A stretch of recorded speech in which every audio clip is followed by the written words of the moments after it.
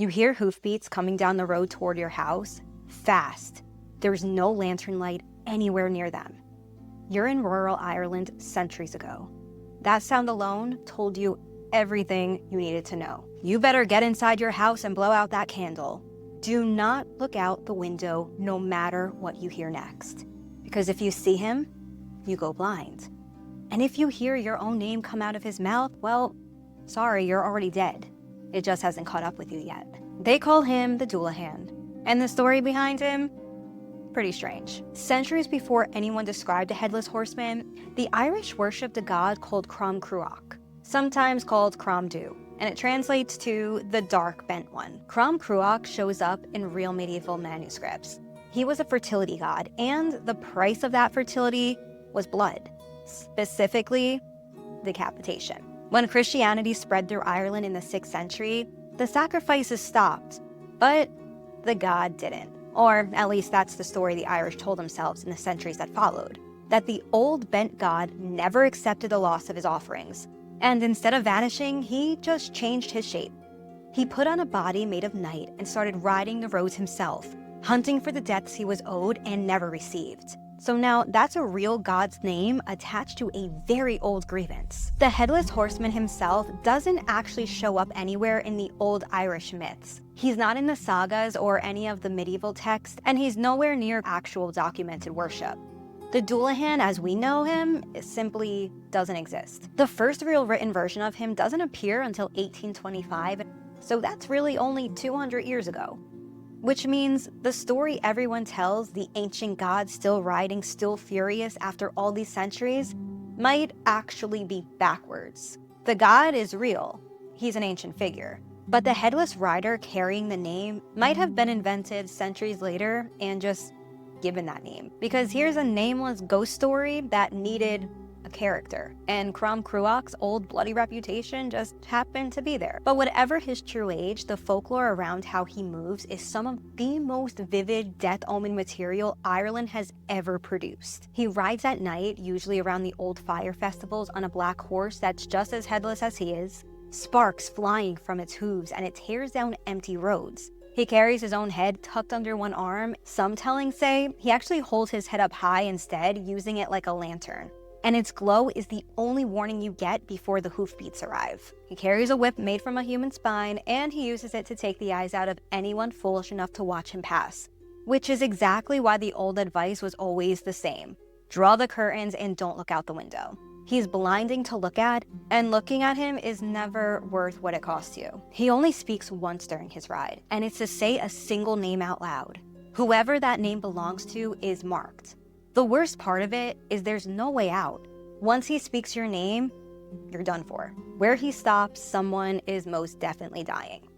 The only defense anyone ever claimed worked against him was gold, either held out or thrown in his path. That's said to be the one thing that could maybe drive him off. So before I dug into this topic, I wondered if perhaps this was the inspiration for Sleepy Hollow's Headless Horseman, but it's not. I did see a few blogs stating it as a fact, but the real story is more interesting than the myth. So Washington Irving published The Legend of Sleepy Hollow in 1820, and inside it, a terrified schoolteacher named Ichabod Crane gets run down at night by a headless rider on a black horse. A rider who may or may not be Ichabod's rival to disguise. He hurls what looks like a severed head at him that turns out to be a thrown pumpkin. Irving grounded that horseman in very specific, very real local history. The rider is explicitly a Hessian soldier, one of the German mercenaries who fought for the British during the American Revolution. And the story goes that this particular soldier had his head taken clean off by a cannonball at the Battle of White Plains in October of 1776. He was buried in a shallow grave near Sleepy Hollow, New York, still riding out every night looking for the head he lost. Now that's American Revolutionary War history tied directly into the ghost story. It has nothing to do with Ireland. Dig into where Irving actually said his inspiration came from, and Ireland barely comes up. Elizabeth Bradley, a historian at Historic Hudson Valley, points to Sir Walter Scott's 1796 poem, The Chase, as the more likely source of this. Irving had just met Scott and became friends with him in 1817, right before writing Sleepy Hollow. But get this, The Chase isn't even an original Scott poem. It's a translation of a German poem called The Wild Huntsman, written by Gottfried Berger, a poem that was most likely rooted in Old Norse mythology. It's about a wicked hunter cursed to be chased forever by the devil and his dogs of hell as punishment for his crimes. So Irving's horseman might actually trace back through a Scottish poet translating a German poem drawing on Norse legend. Ireland might have not even been a thought in his mind at all. But now let's bring in our favorite brothers, the Brothers Grimm, and they may have the most concrete piece of the puzzle here. And as I have been reminded so kindly in the comments, no, the Grimms weren't out riding through Dresden and Brunswick collecting these themselves. They let local storytellers, friends, and correspondents bring the stories to them. So I just wanted to clarify that. Now, between 1816 and 1818, they published their own folklore collection, German Legends. And it includes 2 separate Headless Horseman stories pulled from that network of German oral tradition, years before Irving ever wrote a word of Sleepy Hollow. The first story is set near Dresden in eastern Germany. So a woman goes out early one Sunday morning to gather acorns in the woods. She's near a place called Lost Waters. She hears a hunting horn sound. She keeps walking. It sounds again, closer. And when she turns around this time, she's looking at a headless man in a long gray coat sitting perfectly still on a gray horse, just watching her. The second is set in Brunswick, also known as Braunschweig. And this one is just a jump scare in the woods. This headless rider is known as the Wild Huntsman, and his horn isn't a threat, it's more of a warning. When hunters hear him blow it in the night, the old belief was absolute. Do not ride out tomorrow. Ignore that warning, and you would not survive whatever accident found you the next day. Beyond the Grimms, headless riders weren't isolated to those towns either. Headless riders show up in Scandinavian wild hunt legends, in German poems like Birger's Der wilde Jäger, and even as far back as the 14th century in the medieval English poem where a decapitated knight simply picks up his own head and rides away. Headless horsemen were not an Irish invention by any means. They were already everywhere in European storytelling. Some folklorists, though, who've dug deepest into this connection, point out that the Dullahan doesn't actually appear anywhere in Ireland's real mythological cycles. The old sagas and hero tales that would have existed centuries before Irving was ever born.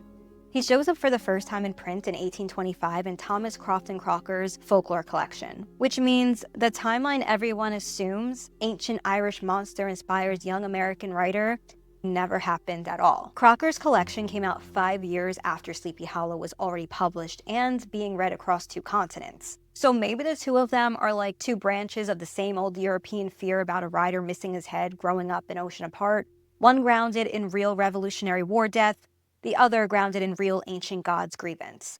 Both getting flattened by modern retellings into a single tidy story where one supposedly caused the other. But neither of them needed the other to become terrifying. And maybe that's the most unsettling part of this all. The fear was never one story spreading, but it was the same nightmare showing up independently in different countries. Strip it all down and you're left with something stranger than a simple monster story. A real god worshipped with real blood, documented in real manuscripts centuries before anyone wrote about a horseman at all. A folklore collector in 1825 who gave that old grievance a body, a horse, and a whip made of bone. And 200 years of Irish parents telling their children to draw the curtains and not look outside. Real or invented, the warning never changed. If you hear hooves on an empty road with no light attached to them, you already know what to do. Get your butt inside, don't look, and pray you never hear your own name. Thank you so much for watching. This is Dani reminding you that every story holds a hint of truth or a shadow of a legend. Until next time, stay curious and keep the lights on. And please remember to share, like, hype, comment, and subscribe as it helps my channel to grow. See you in the next one.